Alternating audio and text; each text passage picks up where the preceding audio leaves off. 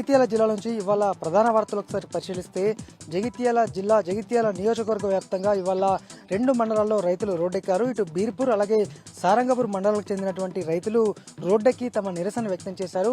Congress party వ్యతిరేక విధాలను నిరసిస్తూ వారు రోడ్డెక్కారు. ఇక బీర్పూర్ మండల కేంద్రంలో చూసుకుంటే చాలా పెద్ద ఎత్తున కూడా రైతులు ఇవాళ రోడ్డెక్కి తమ చివరి ఆయకట్టు ప్రాంతానికి నీళ్లు ఇవ్వాలి, అలాగే రాష్ట్ర ప్రభుత్వం బడ్జెట్లో పెట్టిన విధంగా మేనిఫెస్టోలో పెట్టిన విధంగా ఖచ్చితంగా రైతు రుణమాఫీ పూర్తి స్థాయిలో చేయాలి. ఇప్పటికే రైతు భరోసా అందిన వాళ్ళు అనేక మంది ఉన్నారు.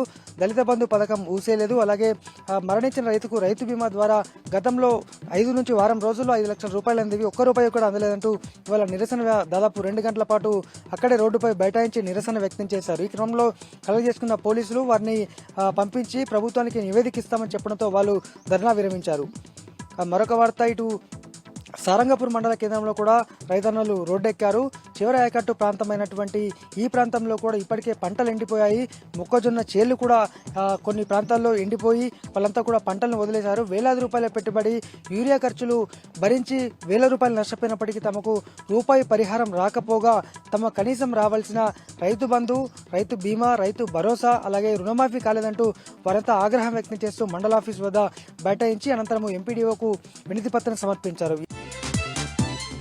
ఇక వికసిత్ భారత్ కార్యక్రమంలో భాగంగా ఇవాళ జగిత్యాల ప్రభుత్వ డిగ్రీ కళాశాలలో కార్యక్రమం కొనసాగింది. దీనికి జిల్లా అదనపు కలెక్టర్ బిఎస్ లతతో పాటు ఎమ్మెల్యే డాక్టర్ సంజయ్ కుమార్ హాజరయ్యారు. ఈ సందర్భంగా బిఎస్ లత యువతను ఉద్దేశించి ప్రసంగిస్తూ రాజకీయాలు కలుషితమయ్యాయి, ఢిల్లీలో పొల్యూషన్ ఏ విధంగా ఉందో ఇక్కడ రాజకీయాలు కూడా అదే విధంగా తరయ్యాయి, పూర్తి స్థాయిలో కూడా అంత గలీజ్గా ఉన్నటువంటి పరిస్థితి అన్న విధానంలో మాట్లాడడంతో ఒక్కసారిగా కలెక్ట్ చేసుకున్న ఎమ్మెల్యే అటు మీరు అధికారిగా ఉండి ఈ పొలిటికల్ వ్యాఖ్యలు ఎందుకు చేస్తున్నారంటూ ఆమె పైన కాస్త మండిపడ్డట్టు వ్యవహరించారు. ఈ క్రమంలో కాస్త సద్దుమణినప్పటికీ కూడా చేసినటువంటి వ్యాఖ్యలు అధికారులు కూడా అవినీతి పాల్పడుతున్నారు, తన వద్ద పూర్తి చిట్టా ఉంది అని చెప్పారు. మరి ఆ చిట్టా ఎవరో, మరి ఎమ్మెల్యేగా ఉండి ఎందుకు చర్యలు తీసుకోవట్లేదు, ఎందుకు ఫిర్యాదు చేయట్లేదు అనేటువంటి వాదన అయితే వినిపిస్తోంది.